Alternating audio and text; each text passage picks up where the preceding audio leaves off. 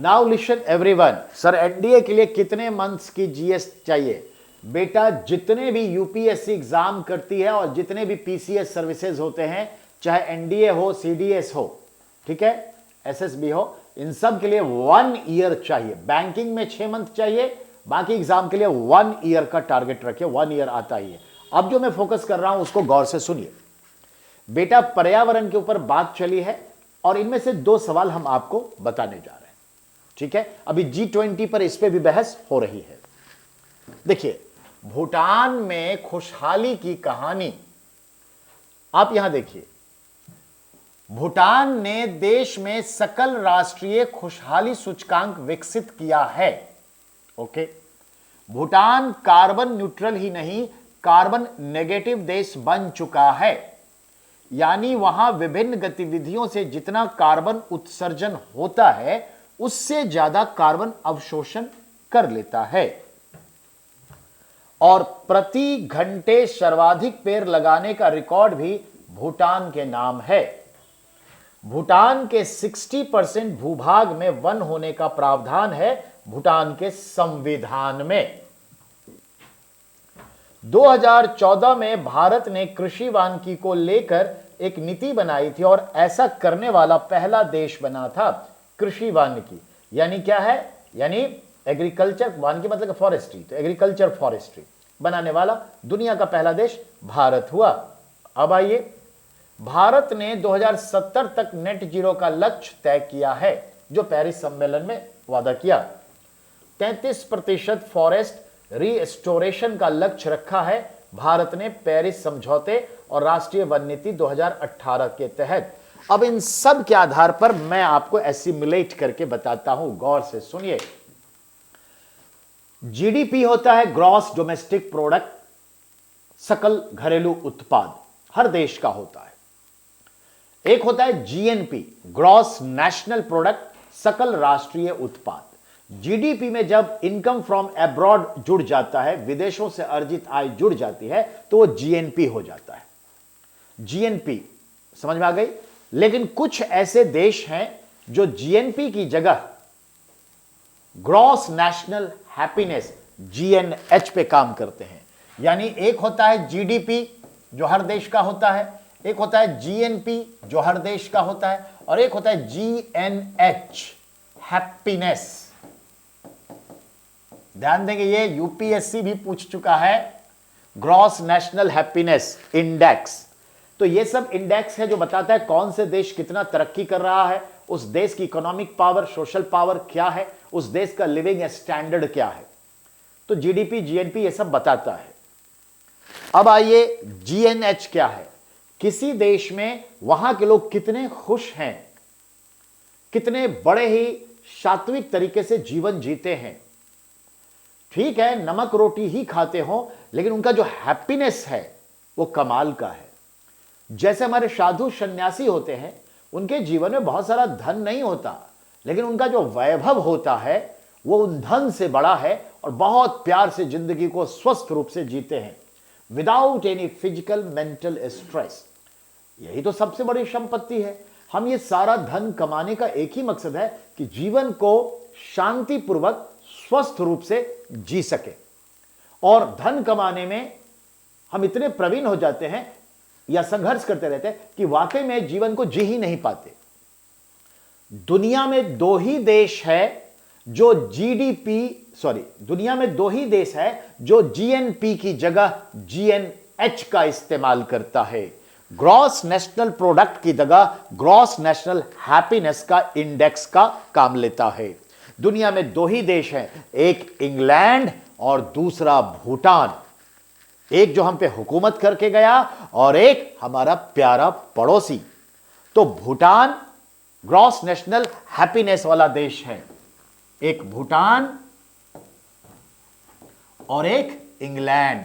2 ही country हैं दुनिया में जो ग्रॉस नेशनल हैप्पीनेस के हिसाब से अपने देश की तरक्की को देखता है।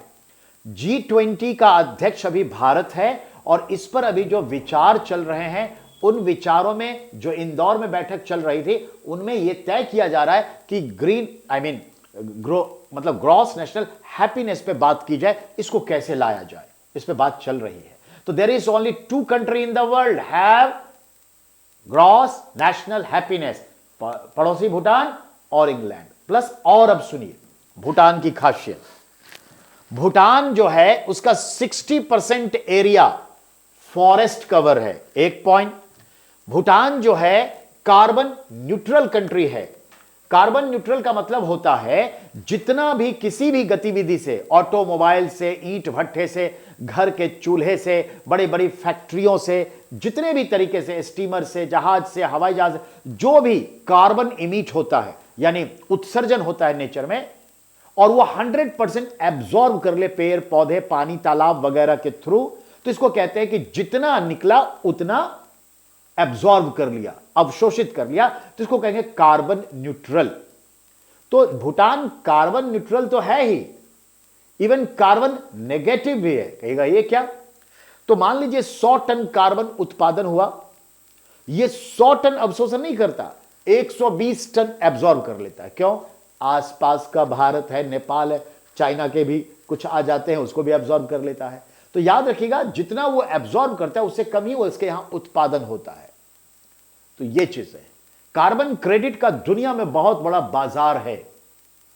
हर देश को उसकी जरूरत और डेवलपमेंट की गतिविधि के आधार पर पूरे वर्ल्ड में एक मीटिंग हुई जिसमें कहा कि आप इतने टन, इतने लाख, इतने करोड़ टन कार्बन का उत्पादन हो सकता है आपके देश में, कर सकते हैं, इमिशन हो सकता है। तो जैसे नेपाल के लिए मान लीजिए उसको दे दिया गया है कि 10,000 टन आप साल में कार्बन का इमिटिंग कर सकते हैं। फैक्ट्री वैक्ट्री लगाइए, अपने देश का डेवलपमेंट करिए। लेकिन अभी वो 6,000 टन ही कार्बन का उत्पादन करता है, ऐसा मान लीजिए। तो उसके कोटे में, उसके खाते में 4,000 टन कार्बन इमिटिंग होता ही नहीं है। तो अगर अमेरिका जैसा देश है, उसको कोटा मिला है 30,000 टन साल का, लेकिन पता चला कि वो क्या कर रहा है, वो 45,000 टन इमिट हो रहा है अमेरिका में कार्बन। तो 15,000 टन उसके पास ज्यादा है। या तो जुर्माना भरेगा $1,000 पर टन, या फिर वो अपना कोटा किसी के साथ एडजस्ट करेगा। तो वो नेपाल को कहा कि तुम्हारे पास जो 4,000 टन है वो हम खरीद रहे हैं, और ये सस्ते में थोड़ा खरीदा जाता है, जितना जुर्माना भरेगा उसके 1/4। तो नेपाल के कोटे का कार्बन खरीद लिया कौन? अमेरिका। तो उसका 15,000 की जगह क्या हुआ, 11,000 टन ही एक्स्ट्रा किसी और देश का खरीद लेगा। वो भारत से भी खरीद रहा है जी। तो इस तरह से नेपाल ने अपना कार्बन क्रेडिट बेच दिया। भारत में कार्बन क्रेडिट या दुनिया में कैसे बेचा जाता है? इंडिविजुअल, टाटा अपना, रिलायंस अपना, सबका अपना, सरकार का अपना, सबका अपना अपना कार्बन क्रेडिट है। तो भारत कार्बन क्रेडिट के बाजार में टॉप पे है, सबसे ज्यादा अभी बेच रहा है। जब इसका खुद उत्पादन बढ़ जाएगा तो हालांकि ज्यादा नहीं बढ़ेगा क्योंकि हम सोलर सिस्टम पे आ रहे हैं, हाइड्रोजन पे आ रहे हैं, तो कार्बन कम ही होगा, और 2070 तक हम कार्बन न्यूट्रल होने जा रहे हैं। तो कार्बन क्रेडिट का दुनिया में बहुत बड़ा बाजार है। चाइना, अमेरिका कार्बन खरीदती है, दूसरे से क्रेडिट खरीदती है, तो हम कार्बन क्रेडिट को भी एक्सपोर्ट करते हैं, बेचते हैं। तो याद रखिएगा भूटान भी बेचता है।